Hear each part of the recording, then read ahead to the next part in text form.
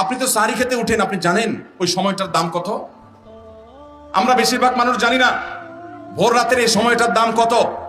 আরে ভাই, এই সময়ের দোয়া 1 মিনিটের দোয়া অন্য সময়ের 100 মিনিটের সমান না। অন্য সময়ের 100 মিনিটও এই ভোর রাতের 1 মিনিটের সমান না। এত মূল্যবান সময়।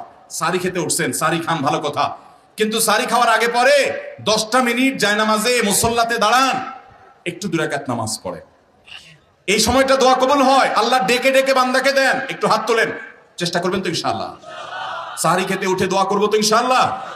আপনার বাসার এক কোনায় চলে যাবেন, একটু আলো আধারিতে চলে যাবেন, সেখানে গিয়ে বসে আল্লাহর কাছে একটু কথা বলবেন।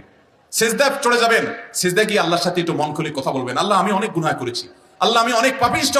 শুনেছি আপনার রাসূল জানিয়েছেন যে এই মাসে নাকি আপনি অনেক পাপিষ্ঠকে মাফ করে দিবেন। আল্লাহ, আপনি নাকি অনেক জাহান্নামে যাদের নাম চলে গেছে জাহান্নামী তালিকাভুক্ত, তাদেরকে মুক্ত করে জান্নাত দিয়ে দিবেন, আপনি নাকি ওয়াদা করেছেন। আল্লাহ, আমাকে একটু তাদের মধ্যে শামিল করে দেন। আল্লাহ, আপনি দিলে আপনার কোনো অভাব হবে না। আল্লাহর সাথে একটু কথা বলা, মুনাজাত করা ভোর রাতে করার চেষ্টা করবো তো ইনশাআল্লাহ?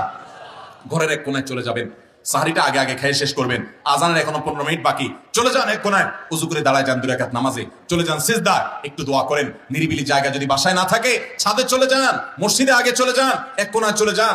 এই সময়ের 10টা মিনিট অন্য সময়ের ঘন্টাকে ঘন্টার চাইতে মূল্যবান। চেষ্টা করবো তো ইনশাআল্লাহ?